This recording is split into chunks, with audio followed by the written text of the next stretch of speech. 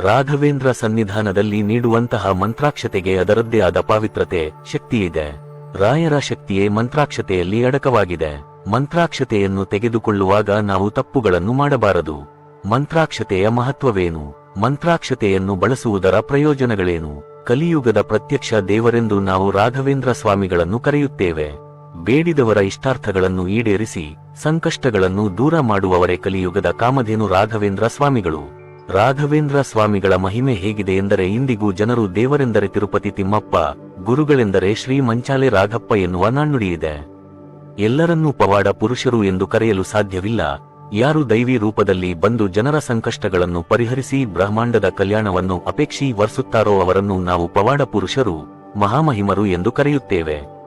ರಾಘವೇಂದ್ರ ಸ್ವಾಮಿಗಳು ಅಕ್ಷರಶಃ ದೈವಾಂಶ ಸಂಭೂತರು.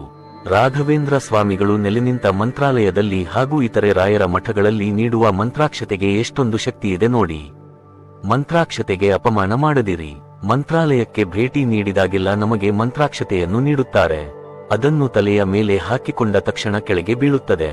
ಇದರರ್ಥ ನೀವು ಅದನ್ನು ತಪ್ಪಾಗಿ ತಲೆಯ ಮೇಲೆ ಹಾಕಿಕೊಂಡಿದ್ದೀರಿ ಎಂಬುದಾಗಿದೆ. ರಾಯರ ಮಂತ್ರಾಕ್ಷತೆಯನ್ನು ತಲೆಯ ಮೇಲೆ ಹಾಕಿಕೊಳ್ಳಲು ಅದರದ್ದೇ ಆದ ನಿಯಮವಿದೆ. ಮಂತ್ರಾಕ್ಷತೆಯನ್ನು ತಪ್ಪಾದ ರೀತಿಯಲ್ಲಿ ಬಳಸಿದರೆ ಅದರಿಂದ ನಿಮಗೆ ಅಪಾಯವಾಗಬಹುದು. ಯಾಕೆಂದರೆ ನೀವು ಮಂತ್ರಾಕ್ಷತೆಗೆ ಅಪಮಾನ ಮಾಡುತ್ತಿದ್ದೀರಿ ಎಂದರೆ ಅದು ನೇರವಾಗಿ ರಾಯರಿಗೆ ಮಾಡಿದ ಅಪಮಾನವಾಗಿರುತ್ತದೆ. ಉತ್ತಮ ಆರೋಗ್ಯಕ್ಕಾಗಿ ಮಂತ್ರಾಕ್ಷತೆಯಿಂದ ಹೀಗೆ ಮಾಡಿ. ಯಾವುದೇ ರೀತಿಯಾದ ಆರೋಗ್ಯ ಸಮಸ್ಯೆಯನ್ನು ನೀವು ಹೊಂದಿದ್ದರೆ ಅದನ್ನು ದೂರ ಮಾಡುವ ಶಕ್ತಿ ರಾಯರ ಮಂತ್ರಾಕ್ಷತೆಗಿದೆ. ರಾಯರ ಮಠದಲ್ಲಿ ನೀಡಿರುವ ಮಂತ್ರಾಕ್ಷತೆಯನ್ನು ಇಂದು ಬಿಳಿ ಬಣ್ಣದ ಬಟ್ಟೆಯಲ್ಲಿ ಇಟ್ಟು ಅದನ್ನು ನಿಮ್ಮ ದೇಹದ ಬಲಭಾಗದ ದೇಹದಲ್ಲಿ ಅಂದರೆ ಬಲಭಾಗದ ಜೇಬು ಅಥವಾ ಪಾಕೆಟ್ನಲ್ಲಿ ಇಟ್ಟುಕೊಳ್ಳಬೇಕು. ನಂತರ ಶ್ರೀಗಂಧವನ್ನು ಮತ್ತು ತುಳಸಿ ದಳಗಳನ್ನು ನೀರಿಗೆ ಹಾಕಿ ಆ ನೀರನ್ನು ನಿಮ್ಮ ತಲೆಯ ಮೇಲೆ ಪ್ರೋಕ್ಷಣೆಯನ್ನು ಮಾಡಿಕೊಳ್ಳಬೇಕು. ಈ ರೀತಿ ದಿನನಿತ್ಯ ಮಾಡುವುದರಿಂದ ನಿಮ್ಮ ಆರೋಗ್ಯ ಉತ್ತಮವಾಗಿರುತ್ತದೆ. ಎಷ್ಟು ಮಂತ್ರಾಕ್ಷತೆಯನ್ನು ತಲೆಯ ಮೇಲಿಟ್ಟುಕೊಳ್ಳಬೇಕು? ಪ್ರತಿನಿತ್ಯ ಸ್ನಾನ ಮಾಡಿದ ಬಳಿಕ ಬಿಳಿ ಬಟ್ಟೆಯಲ್ಲಿ ಇಟ್ಟುಕೊಂಡಿರುವ ಮಂತ್ರಾಕ್ಷತೆಯಲ್ಲಿ 2 ಮಂತ್ರಾಕ್ಷತೆ ಕಾಳುಗಳನ್ನು ನಿಮ್ಮ ತಲೆಯ ಮೇಲೆ ಇಟ್ಟುಕೊಳ್ಳಿ. ಮಂತ್ರಾಕ್ಷತೆಯನ್ನು ಶೇಖರಣೆ ಮಾಡಿಕೊಳ್ಳುವುದು ತುಂಬಾನೇ ಒಳ್ಳೆಯದು. ಈ ರೀತಿ ಮಂತ್ರಾಕ್ಷತೆಯನ್ನು ತಲೆಯ ಮೇಲೆ ಹಾಕಿಕೊಳ್ಳುವುದರಿಂದ ರಾಘವೇಂದ್ರ ಸ್ವಾಮಿಗಳ ಶ್ರೀರಕ್ಷೆ ಸದಾ ನಿಮ್ಮ ಮೇಲಿರುತ್ತದೆ. ಮಂತ್ರಾಕ್ಷತೆಯನ್ನು ಸರಿಯಾದ ರೀತಿಯಲ್ಲಿ ಬಳಸಿದಾಗ ಮಾತ್ರ ಎಲ್ಲಾ ಕೆಲಸಗಳಲ್ಲಿ ಜಯವಾಗುವುದು. ಮಂತ್ರಾಕ್ಷತೆ ಮಹತ್ವ. ಮಂತ್ರಾಕ್ಷತೆಗೆ ನಮ್ಮ ಆರೋಗ್ಯದ ಸಮಸ್ಯೆಗಳನ್ನು ದೂರ ಮಾಡುವ ಶಕ್ತಿ ಇರುವುದರಿಂದ ಅದನ್ನು ಜೀವಾಮೃತವೆಂದು ಕರೆಯಲಾಗುತ್ತದೆ. ಮಂತ್ರಾಕ್ಷತೆ ಎಂದರೆ ಮಂತ್ರಸಿದ, ಮಂತ್ರ ಪರಿಪೂರಕ ಹೊಂದಿರುವ ಅಕ್ಷತೆ ಎಂದರ್ಥ. ಗುರುಗಳು ನೀಡುವ ಮಂತ್ರಾಕ್ಷತೆಯನ್ನು ಸುವರ್ಣ ಅಕ್ಷತೆ ಎಂತಲೂ ಕರೆಯಲಾಗುತ್ತದೆ. ಮಂತ್ರಾಕ್ಷತೆ ದೇಹ, ಮನಸ್ಸು ಮತ್ತು ಆತ್ಮಕ್ಕೆ ಕವಚದಂತೆ ಕೆಲಸ ಮಾಡುತ್ತದೆ.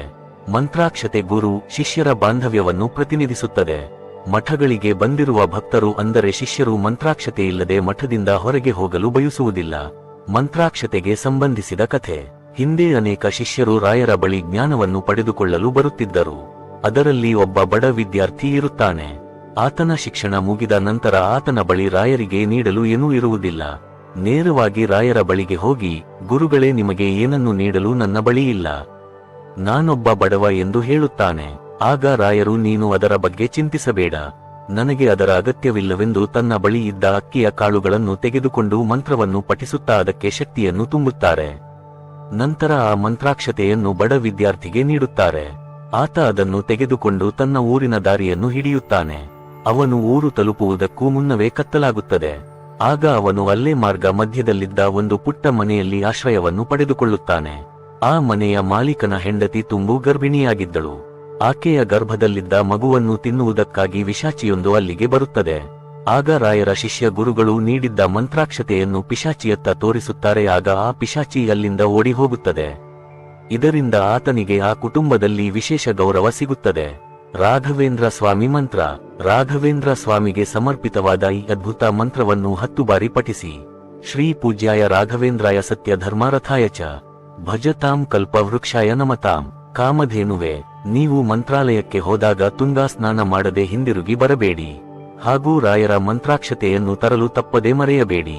ಯಾಕೆಂದರೆ ರಾಘವೇಂದ್ರ ಸ್ವಾಮಿಯ 2 ಕಾಳು ಮಂತ್ರಾಕ್ಷತೆಗೆ ಅಷ್ಟೊಂದು ಶಕ್ತಿಯಿದೆ.